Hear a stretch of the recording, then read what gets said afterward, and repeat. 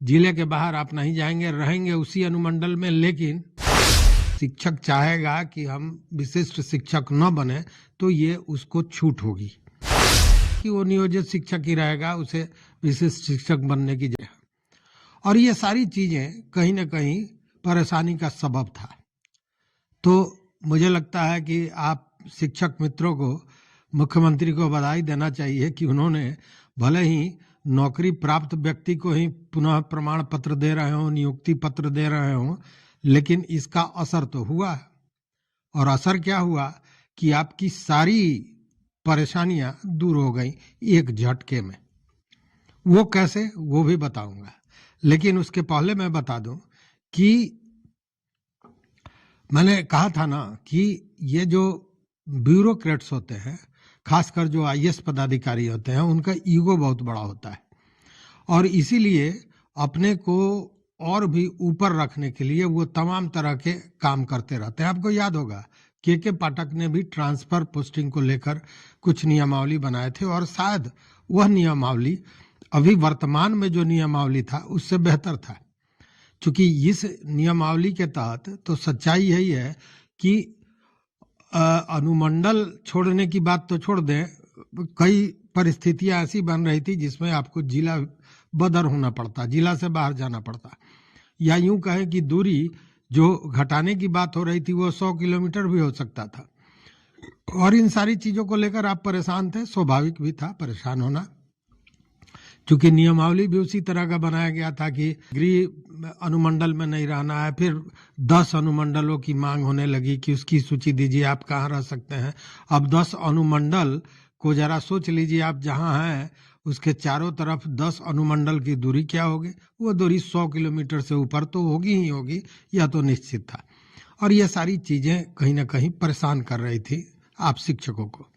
और शिक्षक मित्रों, एक बात जान लीजिए कि भले ही के पाठक को लोग कहते थे, हम भी कहते थे कि कुछ चीजें उनकी अव्यावहारिक थीं, लेकिन उन्होंने जो एक रास्ता चुना था वो रास्ता निश्चित रूप से शिक्षा को विकसित करने की ओर जाता था। लेकिन यह जो नया नियमावली बना था उसमें के पाठक द्वारा बनाए गए नियमावली के को पूरी तरह ध्वस्त करते हुए एक नई चीज बनाई जा रही थी। और वह भले ये कहा जा रहा हो कि शिक्षकों को मदद की जाएगी, शिक्षकों की सारी जरूरतों को देखा जा रहा है, लेकिन हो रहा था विपरीत। लेकिन अब ये सारी चीजें ठीक हो गई हैं। अब कैसे हो गई हैं वो भी बताएंगे, लेकिन उसके पहले बता दें कि शिक्षकों के लिए जो ट्रांसफर की नई नियमावली बनी है उसका अधिसूचना जारी हो गया है, गजट भी आ गया है। और सबसे बड़ी बात है कि अब ये जो ट्रांसफर पोस्टिंग का मामला है ये शिक्षा विभाग खुद करेगा। इसके लिए वो जैसे एजेंसियों को रख के और ट्रांसफर पोस्टिंग कराया जा रहा था ऐप के द्वारा, ये सारी चीजें नहीं होनी है। अब ट्रांसफर पोस्टिंग का जो मामला है शिक्षा विभाग खुद करेगा और इसके लिए 3 कमेटियां बनाई जाएंगी। और ये तीनों कमेटियां होंगी, एक जिला स्तर की कमेटी होगी, एक प्रमंडलीय कमेटी होगी और अंतिम राज्य स्तरीय कमेटी होगी जो इन चीजों को देखेगी और उसी के आधार पर ट्रांसफर पोस्टिंग किया जाएगा। ये जो गजट आया है या जो अधिसूचना जारी हुआ है उसके तहत गंभीर रूप से बीमार शिक्षकों को या उनके परिवार में कोई अगर बीमार है तो महिलाओं को खास प्राथमिकता देने की बात कही गई है, जिसके तहत कहा गया है कि अगर किसी शिक्षक को या उसके परिजन को गंभीर बीमारी है जैसे कैंसर जैसे रोग है तो उन लोगों को प्राथमिकता दी जाएगी। किडनी की बीमारी हो, हृदय रोग हो, जन्मजात जो हृदय रोग होता है वो हो, बाईपास सर्जरी कराई हो गई हो, ब्रेन हैमरेज का मामला हो, लिवर सिरोसिस हो, वॉल्व ट्रांसप्लांटेशन कराया गया हो या लिवर ट्रांसप्लांटेशन कराया गया हो, ऐसी सारी बीमारियों में उन्हें प्राथमिकता दी जाएगी ट्रांसफर पोस्टिंग को लेकर, मतलब कि ऐच्छिक स्थान पर दिया जा सकता है, ये अधिसूचना में कहा गया है। उसी तरह शिक्षक या उनके परिवार में किसी को दृष्टि बाधित हो, मतलब अंधापन की बीमारी हो, मूक बधिर हो या अस्थि विकलांग हो, मतलब हड्डी से विकलांग हो, या यूं कहें कि मनोविकार हो, मतलब दिमागी बीमारी हो, तो ऐसी स्थिति में भी उनको प्राथमिकता दी जाएगी। वहीं सेवा काल में किसी की दुर्घटना हो गई और उसके बाद सर्जरी हुई तो वैसे लोगों को भी प्राथमिकता दी जानी है। दूसरी ओर वैसी महिला शिक्षिकाएं जो विधवा हैं या परित्यक्ता हैं, उन महिला शिक्षिकाओं को प्राथमिकता दी जानी है इस अधिसूचना के तहत। लेकिन मैंने जो कहा कि आपको मुख्यमंत्री को बधाई देनी चाहिए और हाईकोर्ट को बधाई देनी चाहिए, वो इसलिए कि कल देखिए, कल शाम में हमने इस बात को उठाया था कि बहुत परेशानी है कि वो जो समारोह है जिसमें मुख्यमंत्री नियुक्ति पत्र बांटने वाले हैं, वो कार्यक्रम सफल हो। चुनावी मौसम भी है भैया, चुनावी मौसम है, तो उन चीजों को सफल करने के लिए एड़ी चोटी एक कर देने की स्थिति में विभाग था।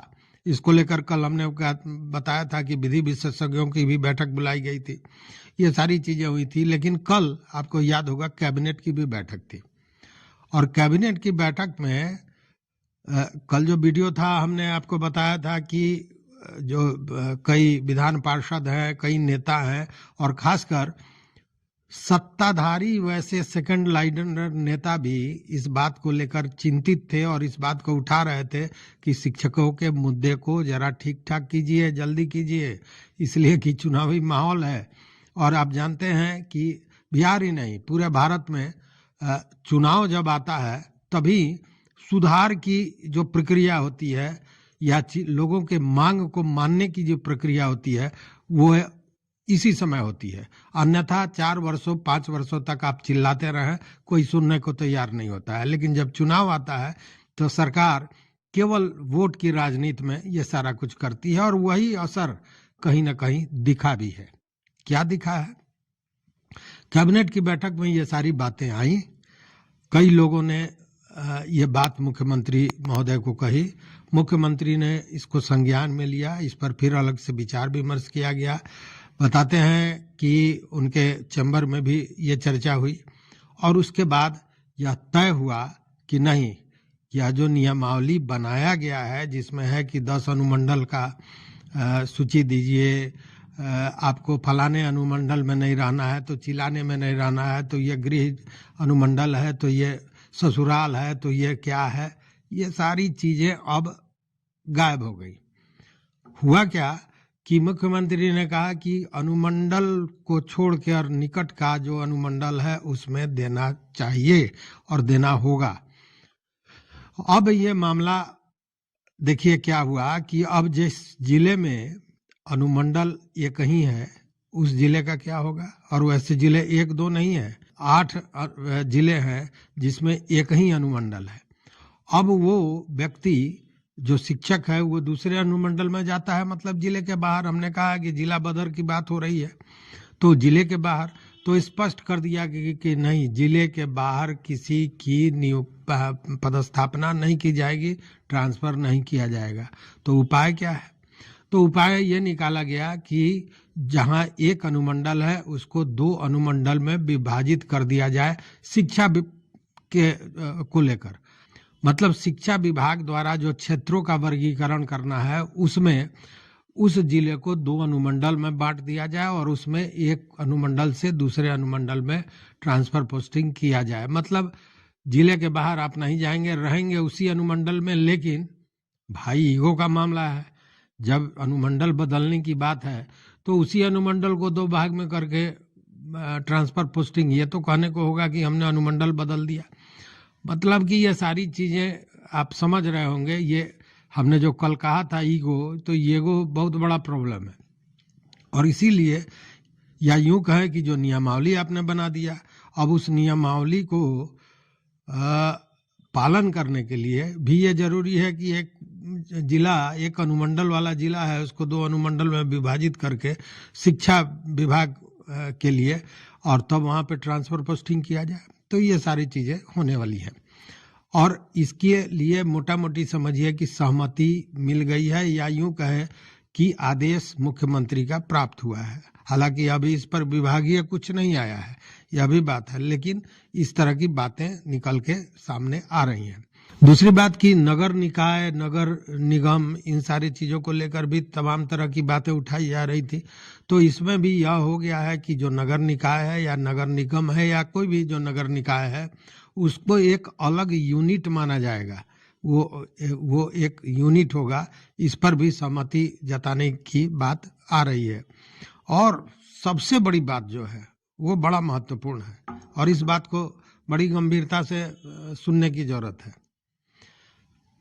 गंभीर मैंने इसलिए कहा कि बहुत से शिक्षक, एक दो नहीं, बहुत से शिक्षक माथा पकड़ रहे थे कि उफ, कहां से कहां हम सक्षमता परीक्षा दे दिए।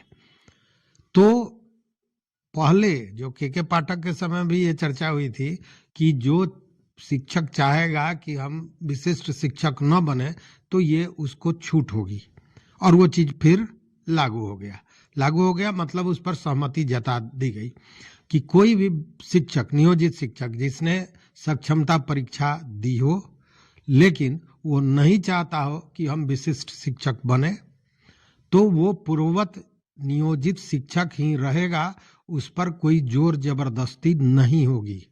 ये बहुत बड़ा मैटर है, बहुत बड़ा प्रश्न है, बहुत बड़ी उपलब्धि है।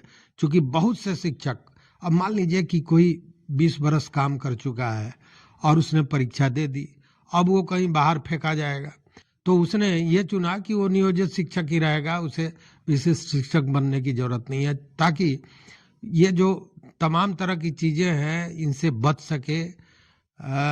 चूंकि कई चीजें हैं, अभी भी भ्रम की स्थिति तो बनी हुई है, इससे इनकार नहीं किया जा सकता है।